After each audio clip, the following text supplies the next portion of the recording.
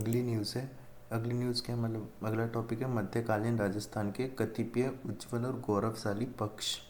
तो मध्यकाल में राजपूत शासकों और सामंतों ने मुस्लिम शक्ति को रोकने की समय समय पर भरपूर कोशिश की। राजपूतों द्वारा अनवरत तीव्र प्रतिरोध का सिलसिला मध्यकाल में चलता रहा। सत्ता संघर्ष में राजपूत निर्णायक लड़ाई नहीं जीत सके। इसका मुख्य कारण राजपूतों में साधारणतः आपसी सहयोग का अभाव, युद्ध लड़ने की कमजोर रणनीति और सामंतवाद।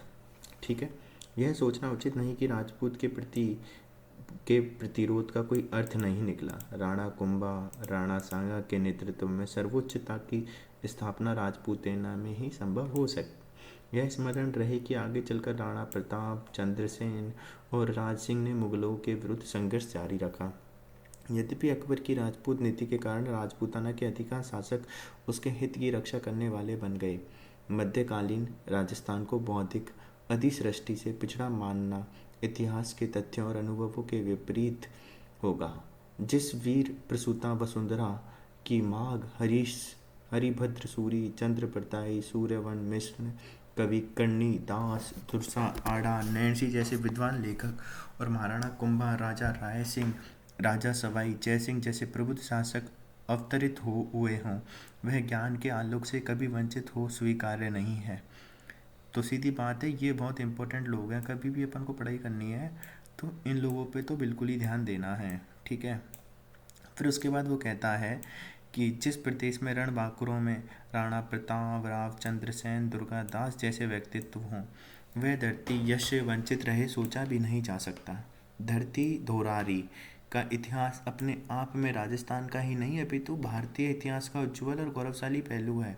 मध्यकालीन राजस्थान के इतिहास में गुहिल, सिसोदिया मेवाड़, कछवा आमेर जयपुर, चौहान अजमेर दिल्ली जालोर, सिरोही हाड़ौती इत्यादि के चौहान, राठौड़ जोधपुर बीकानेर के राठौड़ इत्यादि राजवंश नक्षत्र भांति चमकते हुए दिखाई देते हैं।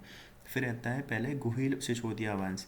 तो मेवाड़ के इतिहास में 13वीं शताब्दी के आरंभ से एक नया मोड़ आता है, जिसमें चौहानों की केंद्रीय शक्ति का ह्रास होना, गुहिल जैत्र सिंह जैसे व्यक्ति का शासक होना बड़े महत्व की घटना है। मेवाड़ के गुहिल शासक रतन सिंह 1302 से 1303 के समय चित्तौड़ पर दिल्ली के सुल्तान अलाउद्दीन खिलजी ने आक्रमण किया था। अलाउद्दीन के इस आक्रमण के राजनीतिक, आर्थिक और सैनिक कारणों के साथ रतन सिंह की सुंदर पत्नी पद्मिनी को प्राप्त करने की लालसा भी बताया जाता है। पद्मिनी की कथा का उल्लेख मलिक मोहम्मद जैसी के पद्मावत नामक ग्रंथ में मिलता है। अलाउद्दीन के आक्रमण के दौरान रतन सिंह और गोरा बादल वीरगति को प्राप्त हुए तथा पद्मिनी ने 1600 स्त्रियों के साथ जौहर को आत्मोत्सर्ग किया। इसी समय अलाउद्दीन ने 30,000 हिंदुओं का चित्तौड़ में कत्ल करवा दिया।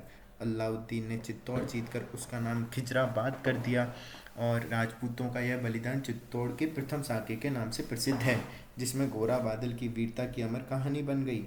आज भी चित्तौड़ के खंडरों में गोरा बादल के महल उनके साहस और सूझबूझ की कहानी सुना रहे हैं।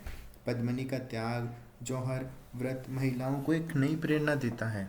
गोरा बादल का बलिदान हमें यह सिखाता है, जब देश पर आपत्ति आए तो प्रत्येक व्यक्ति को अपना सर्वस्व न्यौछावर कर देश का रक्षा में लग जाना चाहिए। फिर अगला देखते हैं रतन सिंह। तो रतन सिंह के पश्चात सिसोदिया के सरदार हमीर ने मेवाड़ को दयनीय स्थिति से उबारा। वह राणा शाखा का राजपूत था। राणा लाखा के समय उदयपुर की पिछोला झील का बांध बनवाया गया था। लाखा के निर्माण कार्य मेवाड़ की आर्थिक स्थिति तथा संपन्नता को बढ़ाने में उपयोगी सिद्ध हुए। लाखा के पुत्र मोकल ने मेवाड़ को बौद्धिक तथा कलात्मक प्रवृत्तियों का केंद्र बनाया। ठीक है, फिर उसने चित्तौड़ के समीदेश्वर त्रिभुवन नारायण मंदिर के जीर्णोद्धार द्वारा पूर्व मध्यकालीन दक्षिणा कला के नमूने को जीवित रखा। उसने एकलिंग जी के मंदिर के चारों ओर परकोटा बनवाकर उस मंदिर की सुरक्षा की समुचित व्यवस्था की। फिर है मोकल का पुत्र कुंभा।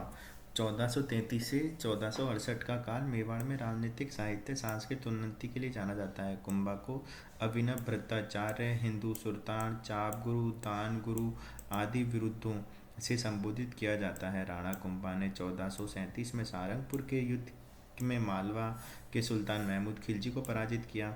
इस विजय के उपलक्ष्य में कुंभा ने अपने आराध्य देव विष्णु के निमित्त चित्तौड़गढ़ में 9 मंजिला प्रसिद्ध कीर्ति स्तंभ का निर्माण करवाया। कुंभा ने मेवाड़ की सुरक्षा में 32 किलों का निर्माण करवाया था, जिसमें बसंती दुर्ग, मचान दुर्ग, अचलगढ़ दुर्ग, कुंभलगढ़ दुर्ग प्रमुख है। कुंभलगढ़ दुर्ग का सबसे ऊंचा भाग कटारगढ़ कहलाता है।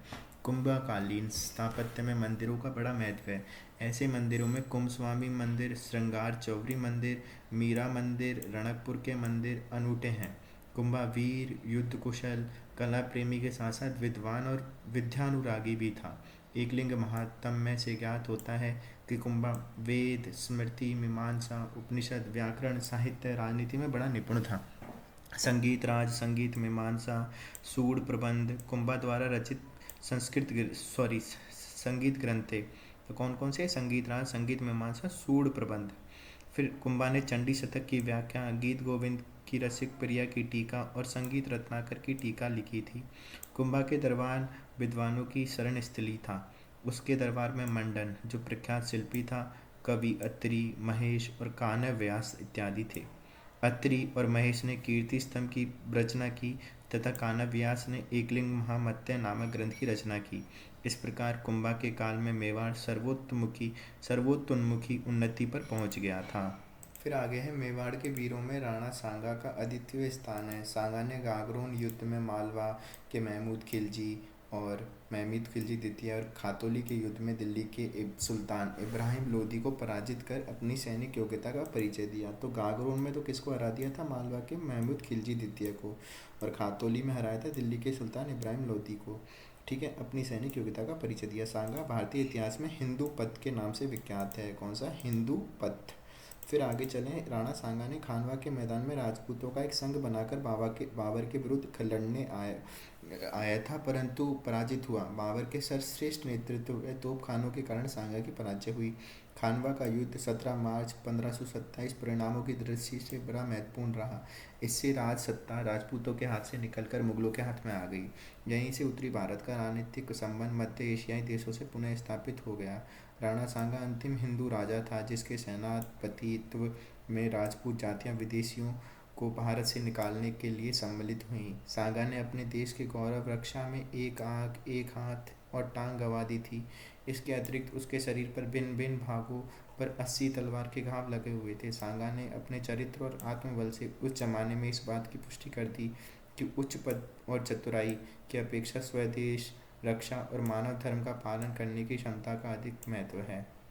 फिर सांगा के पुत्र विक्रमादित्य के राज्यकाल में गुजरात के बहादुर शाह ने चित्तौड़ पर तो आक्रमण किए जिसमें मेवाड़ को जन धन की हानि उठानी पड़ी। उस आक्रमण के दौरान विक्रमादित्य की मां और सांगा की पत्नी हाड़ी रानी कर्मवती ने हुमायूं के पास राखी भेजकर सहायता मांगी, परंतु सहायता न मिलने पर कर्मावती ने जौहर व्रत का पालन किया। फिर कुंवर पृथ्वीराज ने अनोरस पुत्र वनवीर ने अवसर पाकर विक्रमादित्य की हत्या करवा दी। ठीक है, तो पृथ्वीराज के कौन थे? अनोरस पुत्र वनवीर ने। ठीक है, फिर वह विक्रमादित्य के दूसरे भाई उदय सिंह को भी मारकर निश्चित होकर राज्य भोगना चाहता था, परंतु पन्नाधाय ने अपने पुत्र चंदन को मृत्यु शैया पर लिटाकर उदय सिंह को बचा लिया और चित्तौड़गढ़ से निकालकर कुंभलगढ़ पहुंचा दिया। इस प्रकार पन्नाधाय ने देश प्रेम हेतु त्याग का अनूठा उदाहरण प्रस्तुत किया, जिसका गान भारतीय इतिहास में सदियों से होता रहेगा। फिर आते हैं उदय सिंह। तो उदय सिंह 1537 से 1572 ने 1559 में उदयपुर की स्थापना की। उनके समय में 1567 से 68 में अकबर ने चित्तौड़ पर आक्रमण किया था, परंतु कहा जाता है कि मंत्रियों की सलाह पर उदय सिंह चित्तौड़ की रक्षा का भार जयमल मेड़तिया और फत्ता सिसोदिया को सौंपकर गिरवा की पहाड़ियों में चले गए थे। तो किसको दिया था? जयमल मेड़तिया और फत्ता सिसोदिया। इतिहासकार लेखकों ने इसे उदय सिंह की कायरता बताया है। कर्नल टोड ने तो यहाँ तक लिखा कि यदि सांगा और प्रताप के बीच में उदय सिंह न होता तो मेवाड़ के इतिहास के पन्ने अधिक उज्जवल होते, परंतु गोपीनाथ शर्मा की राय में उदय सिंह को कायर देशद्रोही कभी नहीं कहा जा सकता, क्योंकि उसने बनवीर, मालदेव, हाजी खां, पठान आदि के विरुद्ध युद्ध लड़कर अपने अदम्य साहस और शौर्य का परिचय दिया था। अकबर से लड़ते हुए जयमल और फत्ता वीर गति को प्राप्त हुए। अकबर ने चित्तौड़ में 3 दिनों के कठिन संघर्ष के बाद 25 फरवरी 1568 को किला फतेह कर लिया। अकबर के द्वारा यहाँ कराए गए नरसंहार से आज भी उसका नाम कलंकित है। अकबर जयमल फत्ता की वीरता से इतना मुक्त हुआ कि उसने आगरा किले के द्वार पर उन दोनों वीरों की पाषाण मूर्तियाँ बनवा कर लगवा दी। ठीक है, तो इन दोनों की लगवाई, किसकी? जयमल, मेड़तिया और फत्ता की। तो आगरा के किले पे लगवा दी। फिर आगे चले महाराणा प्रताप।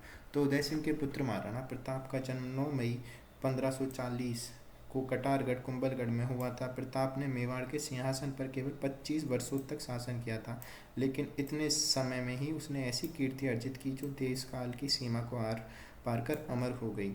वह और उनका मेवाड़ राज्य वीरता, बलिदान, देश अभिमान के पर्याय बन गए। प्रताप को पहाड़ी भाग में कीका कहा जाता था, जो स्थानीय भाषा में छोटे बच्चे का सूचक है। तो इनको क्या कहा जाता था? कीका। फिर अकबर ने प्रताप की अधीनता में लाने के लिए अकबर ने प्रताप को अधीनता में लाने के लिए अनेक प्रयास किए, परंतु निष्फल रहा। फिर है, जहां भारत के तथा राजस्थान के अधिकांश नरेशों ने अकबर की अधीनता स्वीकार कर ली, प्रताप ने भय व प्रलोभन को ठुकराकर राजनीतिक मंच पर अपनी कर्तव्य परायणता के उत्तरदायित्व को बड़े साहस से निभाया। अपनी निष्ठा और दृढ़ता से सैनिकों को कर्तव्य बोध, प्रजा को आशावादी और शत्रु को भयभीत रखा।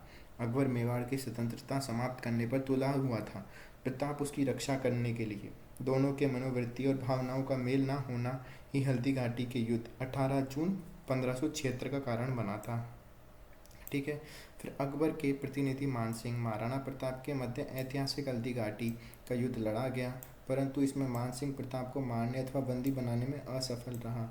वहीं प्रताप ने अपने प्रिय घोड़े चेतक की पीठ पर बैठकर मुगलों को ऐसा झकाया कि वे अपने पिंड छुड़ाकर मेवाड़ से भाग निकले। यदि हम इस युद्ध के परिणामों को गहराई से देखते हैं तो पाते हैं कि पार्थिव विजय तो मुगलों को मिली, परंतु विजय पराजय से कोई कम नहीं थी।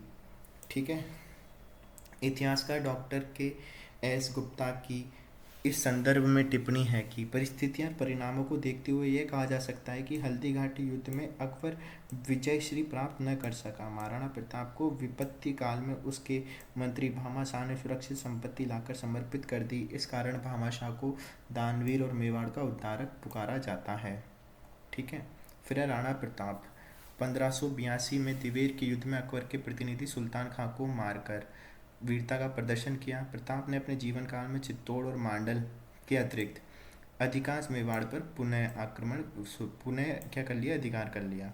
फिर प्रताप ने विभिन्न समय में कुंभलगढ़ और चावंड को अपनी राजधानी बनाई। प्रताप के संबंध में कर्नल टोड का कथन है कि अकबर की उच्च महत्वाकांक्षा, शासन निपुणता और असीम साधन, ये सब बातें दृढ़ चित्त महाराणा प्रताप की अदम्य वीरता की कीर्ति उज्जवल रखने और दृढ़ साहस और कर्मठता को दबाने में पर्याप्त नहीं थी। अरावली में ऐसी कोई घाटी नहीं थी जो प्रताप के किसी न किसी वीर कार्य, उज्जवल विजय या उससे अधिक कीर्तियुक्त पराजय से पवित्र नहीं हो। फिर हल्दी घाटी मेवाड़ की थर्मोपली है और दिवेर मेवाड़ की मैराथन है। अतएव स्वतंत्रता का महान स्तंभ, सदैव कार्यों का समर्थक और नैतिक आचरण का पुजारी होने के कारण आज भी प्रताप का नाम भारतीयों के लिए आशा का बादल है और ज्योति का स्तंभ है। स्वतंत्रता आंदोलन के दौरान महाराणा प्रताप असंख्य भारतीय देशभक्तों के लिए स्वतंत्रता के पुंज बने रहे। फिर प्रताप की मृत्यु हुई है 19 जनवरी 1597 में। उसके पश्चात उसके पुत्र अमर सिंह ने मेवाड़ की बिगड़ी हुई व्यवस्था को सुधारने के लिए मुगलों से संधि करना श्रेयकर माना। अमर सिंह ने 1615 में जहांगीर के प्रतिनिधि पुत्र खुर्रम के पास संधि का प्रस्ताव भेजा, जिसे जहांगीर ने स्वीकार कर लिया। अमर सिंह मुगलों से संधि करने वाला मेवाड़ का प्रथम शासक था। संधि में कहा गया था कि राणा अमर सिंह को अन्य राजाओं की भांति मुगल दरबार की सेवा में श्रेणी में प्रवेश करना होगा, परंतु राणा को दरबार में जाकर उपस्थित होना आवश्यक न होगा। ठीक है, तो ये था। फिर इसके आते हैं महाराणा राज सिंह। तो 1652 से 1680 ने मेवाड़ की जनता को दुष्काल से सहायता पहुंचाने के लिए कलात्मक प्रवृत्ति को प्रोत्साहन देने के लिए राजसमंद झील का निर्माण करवाया। राज सिंह ने युद्ध नीति, राज्य हित के लिए संस्कृति के तत्वों के पोषण की नीति को प्राथमिकता दी। तो राज सिंह ने युद्ध नीति तथा राज्य हित के लिए सांस्कृतिक पोषण के तत्वों की नीति को प्राथमिकता दी। वह रणकुशल, साहसी, वीर, निर्भीक शासक था। उसमें कला के प्रति रुचि, साहित्य के प्रति निष्ठा थी। मेवाड़ के इतिहास में निर्माण कार्य साहित्य को इसके समय में जितना आश्रय मिला, कुंभा को छोड़कर किसी अन्य शासक के समय में नहीं मिला। औरंगजेब जैसे शक्तिशाली मुगल शासक से मैत्री संबंध बनाए रखना, आवश्यकता पड़ने पर शत्रुता बढ़ा लेना राज सिंह की समय उचित नीति का परिणाम था। ठीक है, अब आता है कछपा वंश।